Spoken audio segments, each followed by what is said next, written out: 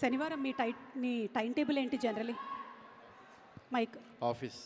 సోమవారం? Any day office. మంగళవారం? రోజు ఆఫీసేనా? రోజు ఇంటికి ఎప్పుడు వెళ్తారండి? నైట్ 2:30. నైట్ 2:30 అర్థమైంది నాకు. ఓకే, ఫ్యామిలీ మెంబర్స్ చూస్తున్నారు కదా, ఈరోజు తొందరగా వచ్చేస్తారు ఇంటికి. ఇది అయిపోగానే ఇంటికేగా? ఇంటికి 2:30 కాదైతే ఇవాళ 10:30. ఓకే, చెప్పండి.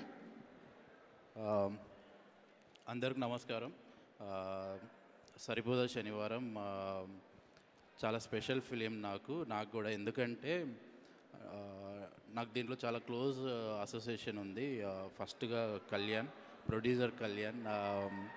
ఫస్ట్ ఫిలిం కళ్యాణ్ది. చాలా ప్యాషనేట్ ప్రొడ్యూసర్. దసరా తర్వాత నేను కనెక్ట్ అయిన చాలా తక్కువ మంది ప్రొడ్యూసర్స్లో గంటలు సోది పెట్టేది కళ్యాణ్తోనే. ఆల్ ది బెస్ట్ కళ్యాణ్ గారు. సినిమా పెద్ద బ్లాక్ బస్టర్ అవ్వాలని కోరుకుంటున్నాను. అండ్ నెక్స్ట్ వచ్చేసి వివేక్ ఆత్రేయ. అంటే నేను చాలా స్పెషల్గా చెప్పాలి, చాలా రేర్ డైరెక్టర్ వివేక్ ఆత్రేయ లాంటి వాళ్ళు. మేబీ వివేక్కి నేను దసరా నుంచి పరిచయం ఉండొచ్చు, కానీ నాకు వివేక్ బ్రోచేవారు ఎవర్రా నుంచే తెలుసు. చాలా తక్కువ మంది డైరెక్టర్లు థియేటర్లో ఆడియన్స్తో మాట్లాడుతుంటారు. అందులో నాకు ఇప్పుడు నా జనరేషన్ అది ఎట్లనో కానీ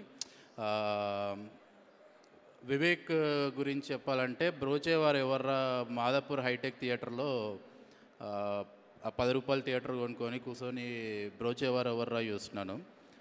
అంటే నాకు ఎందుకు నాతో మాట్లాడుతున్నాడు ఈడు అనే ఫీలింగ్ ఎందుకు వచ్చిందంటే,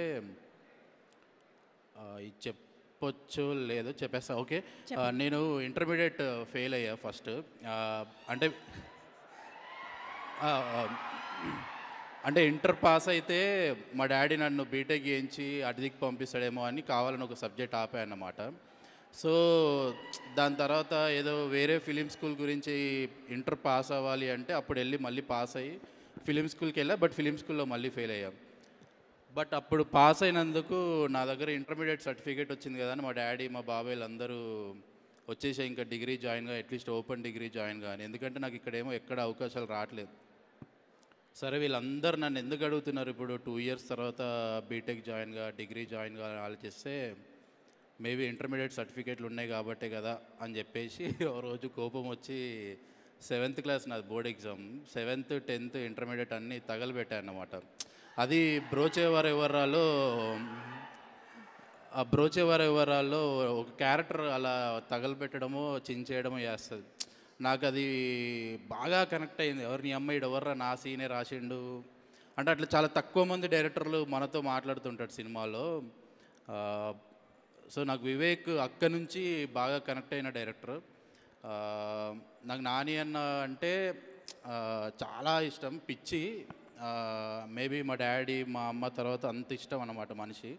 బట్ నాకు మోర్ దెన్ ఈ సినిమాకి నాని అన్న కంటే నేను వివేక్ గురించి పెద్ద హిట్ అవ్వాలని కోరుకుంటున్నాను.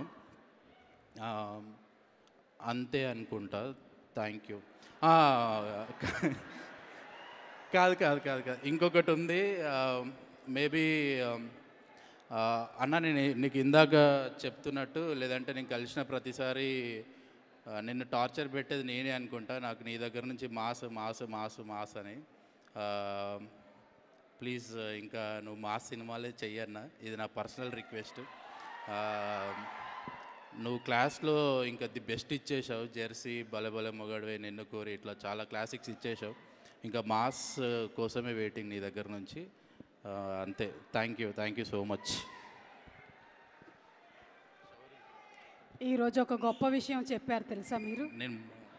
అదే ఎప్పుడు జనరల్లీ మాట్లాడరు, ఆయన ఈవెంట్లలోనే ఎక్కువగా మాట్లాడలేదు, కానీ ఈరోజు మాట్లాడారు. అంటే వివేక్ రాలే కదా, వివేక్ ప్లేస్లో మాట్లాడారు. యా, థ్యాంక్ యూ అండి. Thank you.